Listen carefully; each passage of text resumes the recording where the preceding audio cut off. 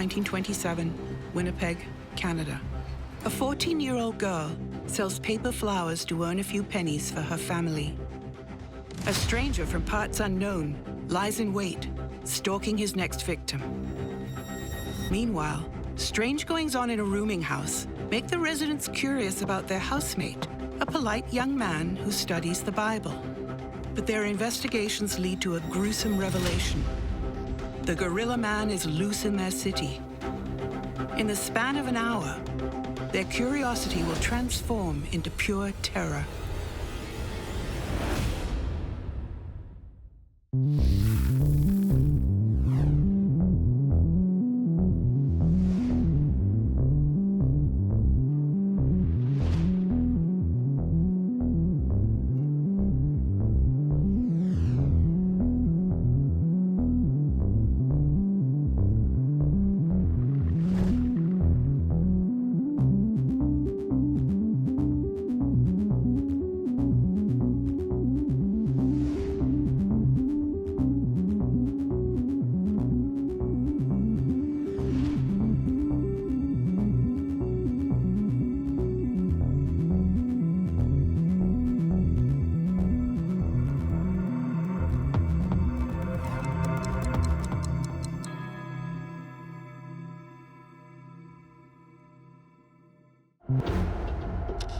In 1927, the term serial killer didn't yet exist. All they are known as, in newspaper articles and radio bulletins, are monsters. One such monster lurks upstairs. No one knows that Earl Nelson has murdered up to 20 people when he wanders into Winnipeg, Canada in June of 1927. In this hour, John and Catherine Hill will discover him and scandalize a Canadian city. Winnipeg is the third largest city in Canada, behind only Toronto and Montreal. Located in the center of Canada, it's a railroad city connecting Canada to the American Midwest. It's known as Chicago of the North, a bustling city that fuels its growth with many transient workers. In these years, and even now, in fact, rooming houses were commonplace in this area of Winnipeg. This would include the Smith Street home of Catherine and John Hill. A tenant who calls himself Mr. Woodcoats has been staying at Catherine and John Hill's rooming house for approximately a week. He seems like a religious man to Catherine, where he looks for a place that's quiet to study his Bible. Rent for the week is $3. But he says he only has one until he gets paid from his new construction job. Catherine Hill agrees to let him pay the outstanding $2 at the end of the week, Friday. It's now Sunday. But Mr. Woodcoats hasn't been seen all weekend. Her husband John decides to visit the police and make a report that evening. With some suspicion germinating in her mind, Catherine Hill decides to call on her lodger to remind him of his debt. She walks up to his room to pay him a visit. Mr. Woodcoats doesn't answer when Catherine Hill knocks on his door. It makes Catherine Hill worry that she may need to talk to the police again. It will take 1 hour for her to start a chain of events that will stop a serial killer.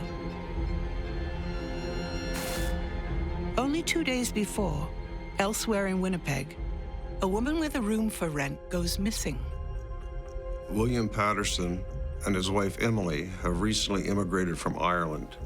Like the Hills, they have an apartment to rent in their East Winnipeg home.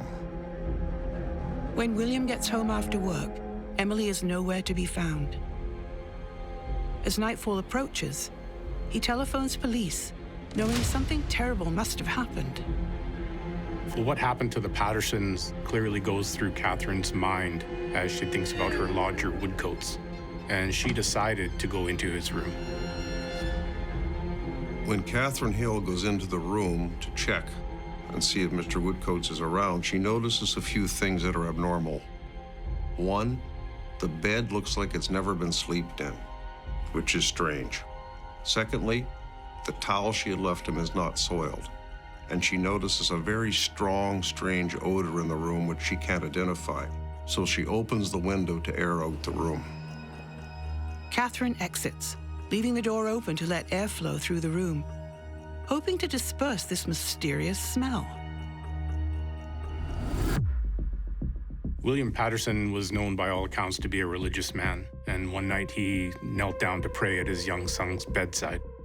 At that point, he made a harrowing discovery.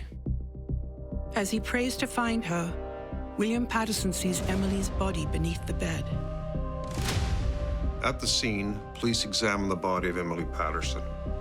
They find she's been strangled.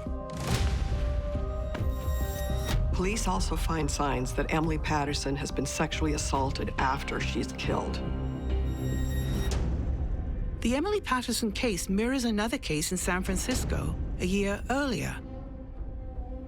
In February of 1926, landlady Clara Newman was strangled to death in a suite she was renting out. Investigators presume it was by somebody she was showing the suite to. Over the next 15 months, all over America, at least 20 women would be murdered in similar circumstances. The women are often elderly, offering rooms for rent, starting in California and Oregon, and then in the eastern states. They are strangled, then raped post-mortem. Their bodies stuffed under beds or behind furnaces. Jewelry often goes missing, found later at pawn shops. As newspapers realize that there's a strangler on the loose, the story becomes sensationalized, and the idea that there's this entity committing these crimes instills a great amount of fear. When a serial killer is on the loose, it creates this tremendous sense of vulnerability in people because the crime seems so random, and they seem almost, in a certain kind of way, like the product of a supernatural agency. Because here you have these women who are alerted by the police and all of this press coverage to the existence of this monster. They know that there is this person on the loose, and yet over and over and over again, another one falls victim to him. So it feeds into these very, very primitive, almost childlike fears that some kind of, invulnerable creature, some monster of the night, some demon of the night is on the loose, and there's no way of protecting yourself against him. In November 1926, in Burlingame, California, H.C. Murray and her husband offer a room for rent. A man asks her to show him the room. It would appear that she doesn't realize that what this man is doing is trying to divert her attention by getting her to look upwards, maybe in an attempt to have her drop her defenses. The man goes for her neck and attempts to strangle and kill her. Mrs. Murray defends herself. She fights off her attacker. She tells the police the man was polite. He stood about 5'7" in height, dark skin, dark hair. The newspapers run with the description, calling him the Dark Strangler or the Gorilla Man. It really seemed to echo to a lot of people with references to a famous story by Edgar Allan Poe, Murders in the Rue Morgue, in which these two women, one a landlady, are savagely murdered, and one of them is shoved into a chimney.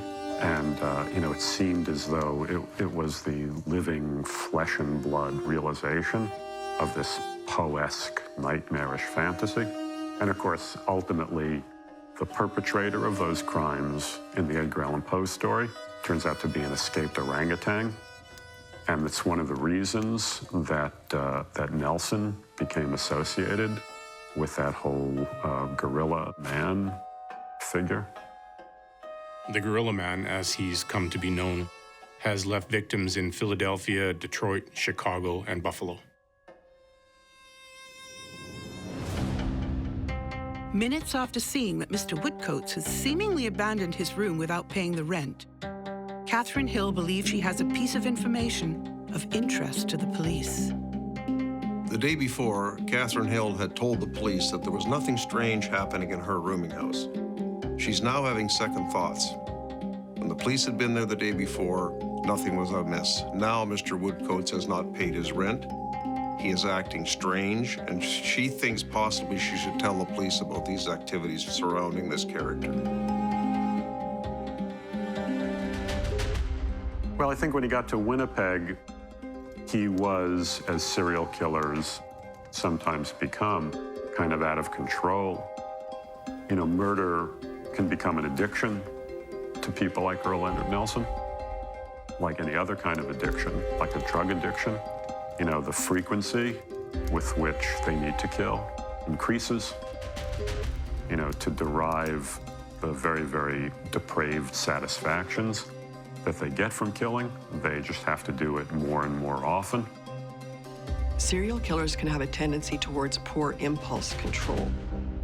And while they may have focused on certain types of individuals as their targets in the past, when they're not getting caught, they may have a tendency to branch out and investigate new options, things that arise in front of them and seem like an easy target. And so 2 days after he scandalizes Winnipeg with the murder of Emily Patterson, the guerrilla strangler sets his sights on a 14-year-old selling paper flowers in the streets. Lola Cowan. Lola's family has fallen on hard times because her father is stricken with pneumonia. She does her best to help the family make ends meet by going door to door after school selling paper flowers that her sister makes. We don't know what triggers a serial killer's mind. It could be opportunity. It could be the appearance of an individual. No one knows this until they have a chance to assess who this person is. Whatever drives this individual is obviously something mental in his background that is not right. And he is targeting these people at random, although in his mind, it's probably not random. At the rooming house owned by John and Catherine Hill, another lodger named Mortensen returns home. He simply plans to go back to his room. But when he sees the door open, Mortensen decides to introduce himself to his neighbor, not knowing that the Hills are reporting Mr. Woodcoats to the police. Woodcoats isn't home, but an unusual smell draws Mortensen in. Something catches his eye. Something under the bed. What Mortensen discovers confirms it. The guerrilla man is on the loose in Canada. In less than an hour, all of Winnipeg will know it.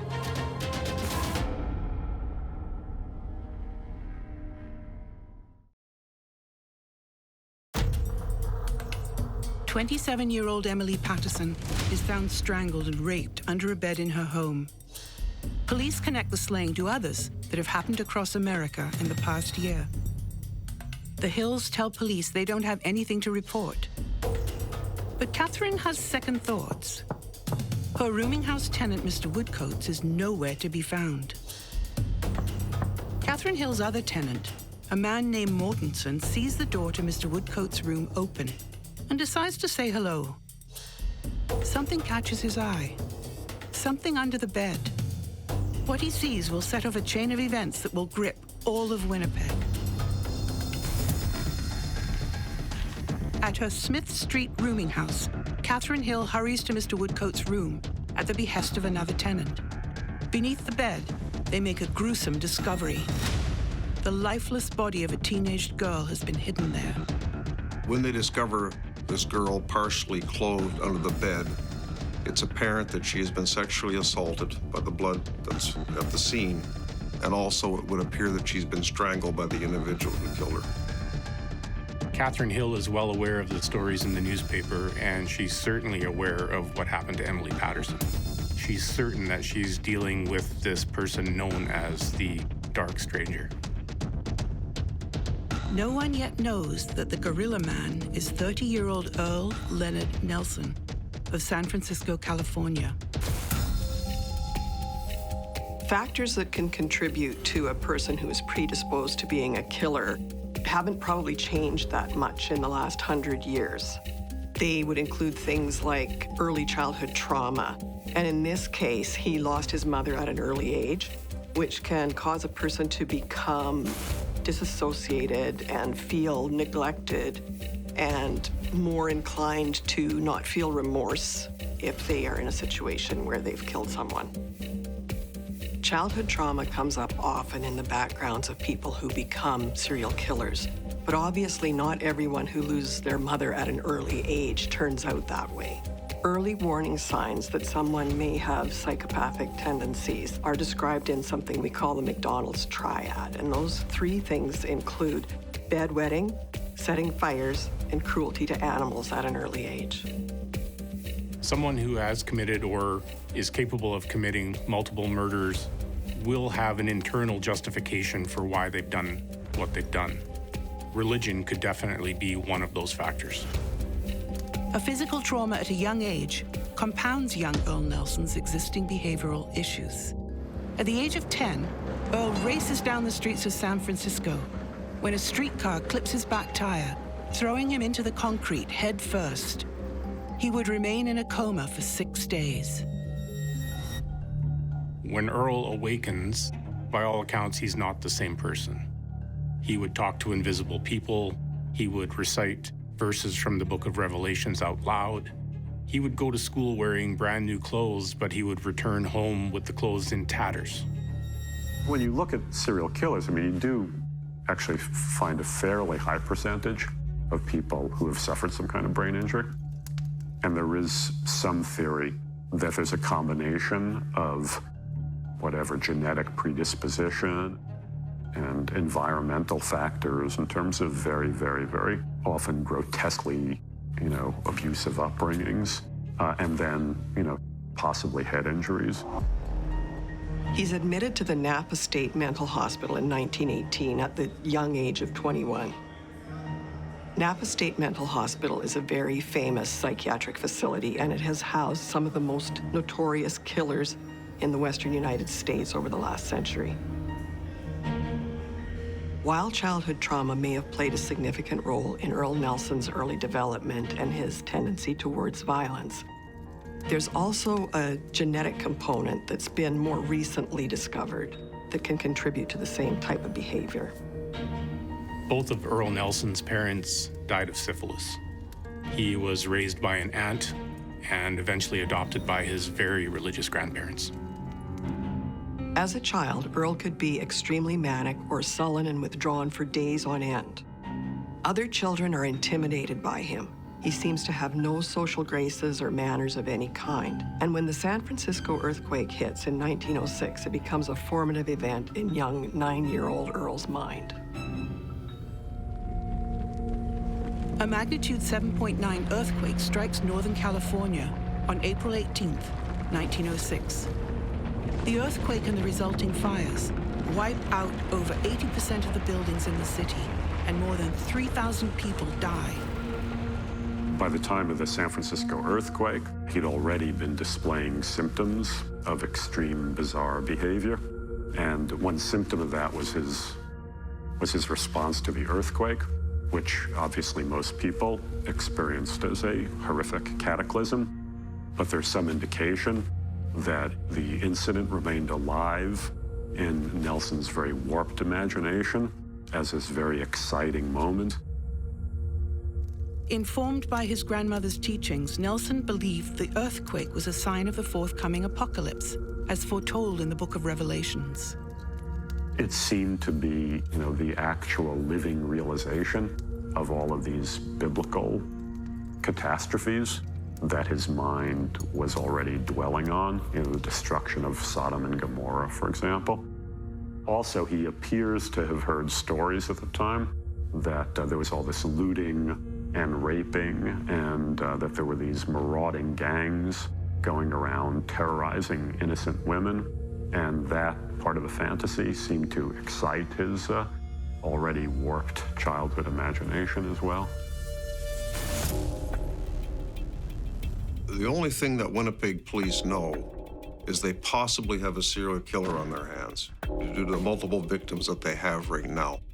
Who this person is, what his background is, they have no idea because they do not know who he is. A panic consumes Catherine Hill and her tenant, Mortensen. They discover an unknown girl, murdered by a stranger they only know as Mr. Woodcoats. Suddenly, every second counts if this grisly discovery is going to lead Winnipeg police to a monster.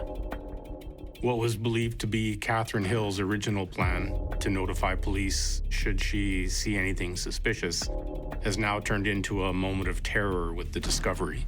She can't wait for her husband and she has to phone the police now.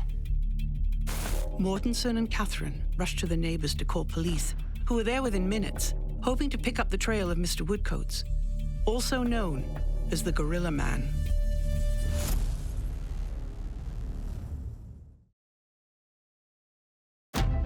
People around the United States and Canada know there is a man with dark hair and complexion, large hands, and terrifying eyes, whom the newspapers have dubbed the Dark Strangler and the Gorilla Man.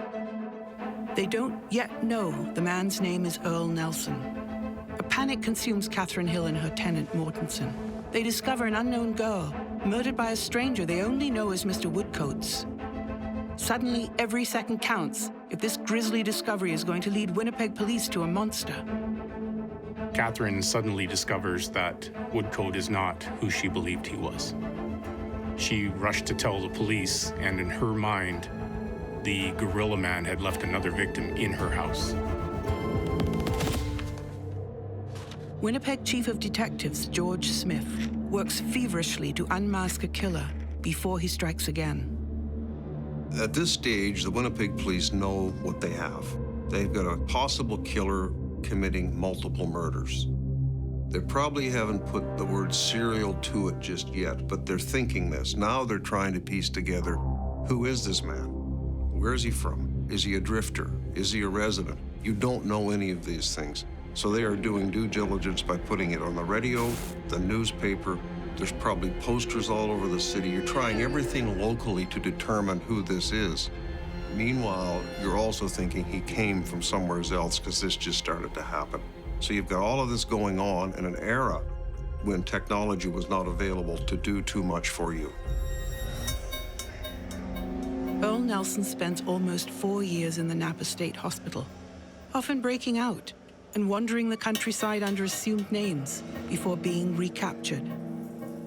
At Napa State Mental Hospital, doctors said that Earl suffered from what they called nomadic dementia, which is an insatiable urge and a need to walk, travel, be moving continuously, and not to stay in one place for any length of time. And also, Earl was apparently being treated for syphilis, which in those days, there were no antibiotics as yet, so they treated things like that with heavy metals and other chemicals. Two things that were common in ointments and even in injections were mercury and arsenic, and those can have side effects that can affect one's personality as well. In 1925, the hospital declares him fit enough to return to society. Earl Nelson is freed. Nelson stays in the area, choosing to work odd jobs for family, but staying in rooming houses. Disappearing suddenly, then reappearing a few days later. It isn't long before Earl Nelson ends up at the San Francisco rooming house of Clara Newman, where his string of murders begins. This is less than a year after he's released from the mental institution. It would be the first of his 20 known victims from around America. All serial killers tend to have certain kinds of defining MOs. And in Nelson's case, it had to do with preying on older women who usually had rooms to let. And then he would show up, looking often very presentable. He would present himself as a God-fearing young man, and he could quote scripture very easily, which would always make an impression on these elderly women.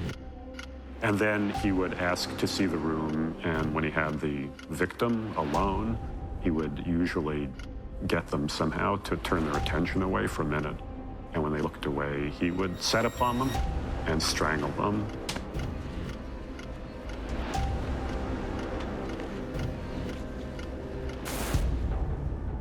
In Canada, a second murder victim brings police rushing to the doorstep of Catherine Hill's rooming house.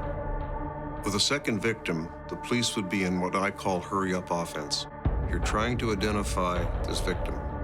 You're also trying to locate the Dark Strangler or Gorilla Man, who you possibly are thinking is a suspect. But you have no identity, you have no picture, nothing to go on. So you're in a multiple phase investigation. While you're trying to catch this guy, you've got eyewitness accounts, you're probably thinking you're getting close. All you need is that one break to put him in jail. Police begin to mobilize. They alert police from across North America that they may have a location for this mass murderer. For investigators, the idea of a serial killer really hasn't even been invented yet. They don't have a standard set of tools or investigative techniques to be able to deal with this situation. I think that people are very fascinated, first of all, to discover that there were serial killers in the 1920s, because there is a common misconception that it is a very, very uniquely modern-day phenomenon. And part of the reason for that is that the actual phrase serial murder is very, very recent. It really didn't come into popular usage until the late 1970s, or even a little later. But of course, if you look at human history, you see that a certain percentage of human beings have always indulged in that kind of extremely violent behavior. In the Middle Ages, they sometimes described people like that as lycanthropes, wolfmen. They thought human beings that savage literally turned into wolves, and then later on they might call them multi-murderers or mass murderers or whatever. But because there is, again, the sense that it's a symptom somehow of the modern age, it becomes very, very fascinating when you discover a figure like Nelson. As Catherine Hill describes the physical appearance of Mr. Woodcoats, they draw a key connection to the murder of Emily Patterson, leading them closer to the hour of confirmation that Mr. Woodcoats is actually Earl Nelson, whom the newspapers call the Dark Strangler. Husband William Patterson says a few items are missing from his house when he arrives home on June 10th, including a suit. Catherine Hill describes Mr. Woodcoat's suit that he was wearing that she saw, which matched the suit taken from the Patterson home the night of Emily Patterson's murder. Now, the police have already checked with local pawn shops and recovered the suit. By the time police discover the bodies of Emily Patterson, the gorilla strangler is already long gone.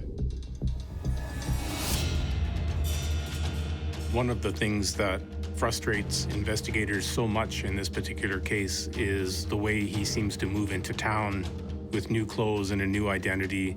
He kills his victims, hides them, and moves on, and nobody would ever really understand that it was him involved in this. He doesn't seem to change his demeanor. After committing his atrocities and hiding the bodies away, the mysterious gorilla man heads west, out of Winnipeg to Saskatchewan. Yeah, this is very typical for Earl Nelson at this point. He is a serial killer.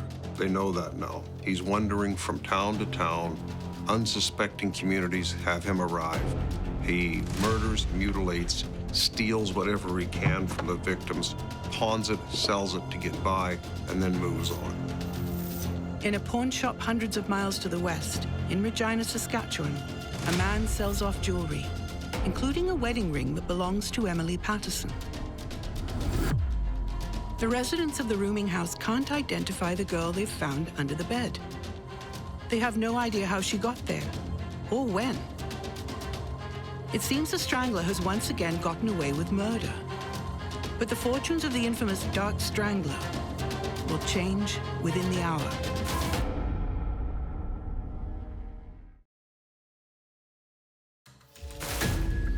A rooming house becomes the epicenter of a hunt for a notorious mass murderer. They find the body of a teenage girl under the bed of a lodger known only as Mr. Woodcoats. They immediately believe Mr. Woodcoats is the serial killer known as the Gorilla Man, who has strangled 20 women in the United States before finding his way into Canada.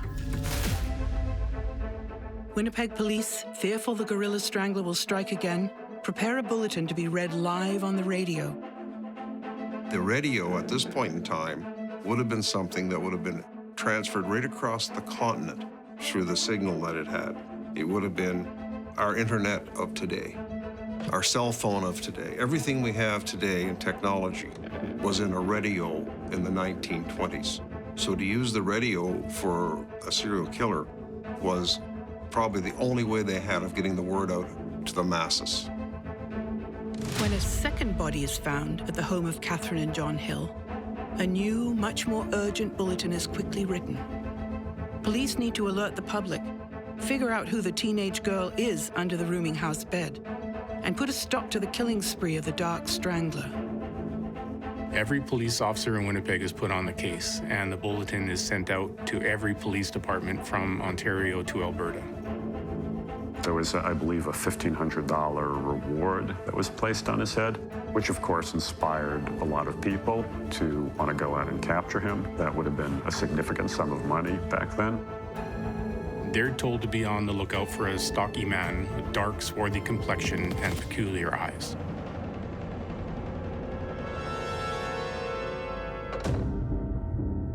Perhaps the Dark Strangler feels the heat of suspicious eyes on him in Saskatchewan. Or perhaps something inside him betrays his murderous ways.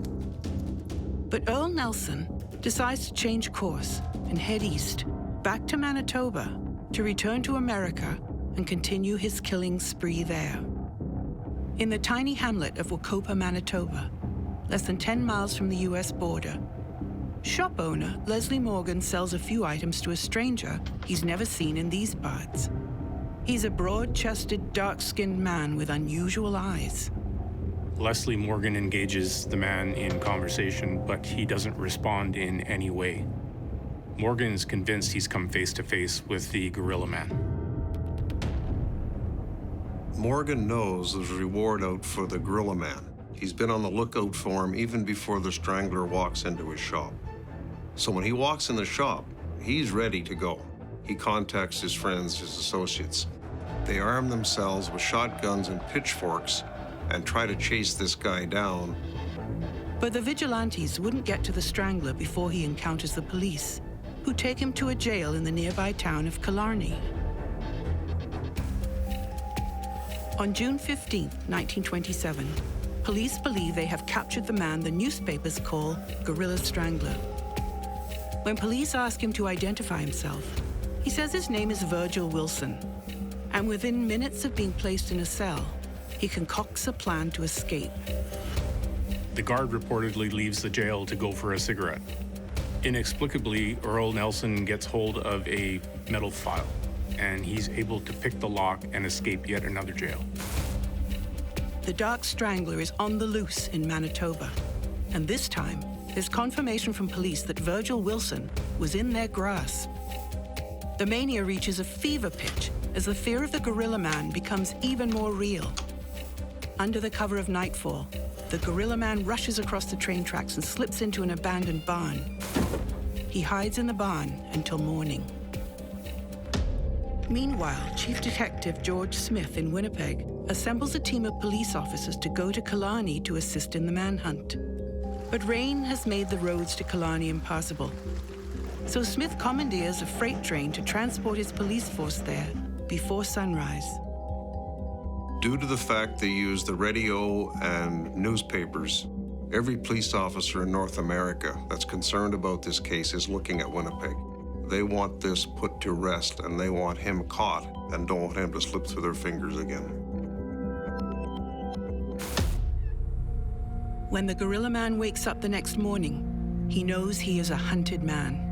He needs a quick way to get out of the area without being detected. Nelson happens to notice that there's a freight train in the area, and he's able to sneak onto it and escape undetected. What seems like a blessing quickly becomes a curse, as the train is the same one Chief Detective George Smith sent from Winnipeg, with 17 of his officers inside. When this man who calls himself Virgil Wilson is heading to the train station to board a train, he has little idea that he is being waited on by 17 police officers. They have got there and they know he's there. They're going to arrest him. He cannot escape, and they're going to take him back to the most secure jail facility in the city of Winnipeg. When he arrives, the Dark Strangler is asked to write his name into the ledger. At first, he begins to write down one of his many aliases, Virgil Wilson. But after a moment, inexplicably, he changes his mind and writes down the name Earl Nelson. With Nelson writing his actual name in the ledger, Is this the first instance of investigators being able to know that this is who the Gorilla Man is? John Hill returns home to find a throng of people massing outside of his house and a police guard at the door. When he left, his wife Catherine was growing suspicious of Mr. Woodcoats. Who is the teenage girl they found in their house? It's the final piece of the puzzle that the city coroner comes to the Hill house to decipher, in the hopes that they can finally capture the animal known as the Gorilla Man.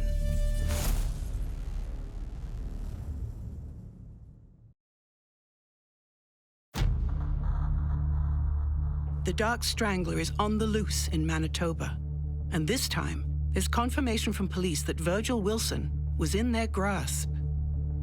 The mania reaches a fever pitch as the fear of the Gorilla Man becomes even more real. Under the cover of nightfall, the Gorilla Man rushes across the train tracks and slips into an abandoned barn. He knows he is a hunted man. He needs a quick way to get out of the area without being detected. Nelson happens to notice that there's a freight train in the area, and he's able to sneak onto it and escape undetected. What seems like a blessing quickly becomes a curse, as the train is the same one Chief Detective George Smith sent from Winnipeg, with 17 of his officers inside. He has little idea that he is being waited on by 17 police officers. They have got there and they know he's there. They're going to arrest him, and they're going to take him back to the most secure jail facility in the city of Winnipeg. When he arrives, the Dark Strangler is asked to write his name into the ledger.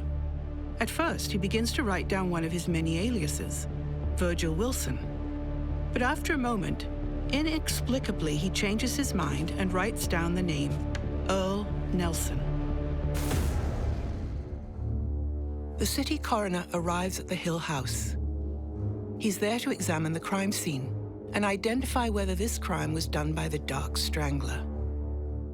The police officer leads him to Mr. Woodcoats' room. The city coroner quickly determines the cause of death for this teenage girl: strangulation. Even in the 1920s, death by strangulation can be determined by marks around the neck or crushed trachea, those kinds of things. The fact that she was also sexually assaulted and they deemed it to be post-mortem means that they would have found probably evidence of a violent sexual assault with no evidence of any kind of fighting back on the part of the victim, like no defensive wounds, or there might have actually been enough trauma that there was skin tears or something like that with no bleeding. Because once you're dead, blood doesn't circulate and there doesn't tend to be the expected amount of blood loss. The coroner and the police carefully move the bed to help them identify the victim. After getting a closer look at the body, the coroner is stumped. He has no idea who this teenage girl is. He has police on the scene lead him to a phone to find out if any teenage girls have recently been reported missing. Despite using countless assumed names over a lifetime of criminal activity, sometimes bordering on the insane, the man dubbed by reporters as the Gorilla Man decides to sign the police ledger with his real moniker, Earl Nelson. One of the key moments in this case, resulting in the capture and identification of the Gorilla Man as Earl Nelson, was when an unsuspecting landlady discovered one of his victims' bodies under a bed in her house. As he searches for missing persons, he finds the case of Lola Cowan, last seen on Smith Street the previous Thursday. He quickly goes to trial for the murder of Lola Cowan. Thousands of people ultimately turned up at the courthouse just to get a glimpse of Nelson as he stood trial over 5 days. A jury needed only 40 minutes to reach a verdict. Earl Nelson is found guilty of Lola Cowan's murder. Nelson faces a penalty of death by hanging. One thing you sort of see when you look at a lot of these older cases is how swiftly justice was meted out. You know, nowadays, a serial killer who's condemned to death, you know, might end up spending the next 20 years on death row. Back in the old days, very little time tended to elapse between the imposition of the death sentence and when it was carried out. And that was clearly the case with Earl Leonard Nelson. On a cold January morning in 1928, a mysterious traveler checks himself into a downtown Winnipeg hotel. His name is Arthur Ellis, and his reputation as Canada's hangman precedes him. Arthur Ellis was employed by the Government of Canada to travel the country and execute people. In January of 1928, he arrived in Winnipeg to carry out Earl Nelson's sentence. Earl Nelson spends his final days alone, speaking only to the prison minister, studying his scripture, as he always has. In the early morning hours of January 13th, 1928, Earl Nelson felt the sting of Arthur Ellis's hanging rope. He dangled at the end of it for 11 full minutes before he could be pronounced dead. The gorilla strangler had died from asphyxiation.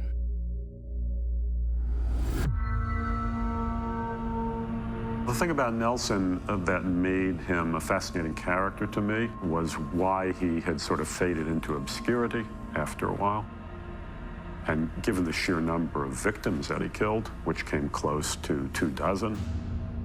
And part of the answer to that, I think, might be precisely that Nelson was a strangler, which is a kind of murder that, for a variety of reasons, modern-day audiences are a little less interested in than they are in the crimes of sort of sexual mutilation murderers who dismember and disembowel. I think we're so fixated on extreme forms of graphic violence that there's a strange kind of way in which mere strangulation is not sensational enough anymore to provoke a kind of mass fascination. Finally, the coroner and police together make the connection to the missing persons case of Lola Cowan. Identifying the girl as Lola Cowan sets off a chain of events which ends up capturing the Gorilla Man. This hour is the hour that ends the tyrannical killing spree of one of the most notorious serial killers of the 20th century.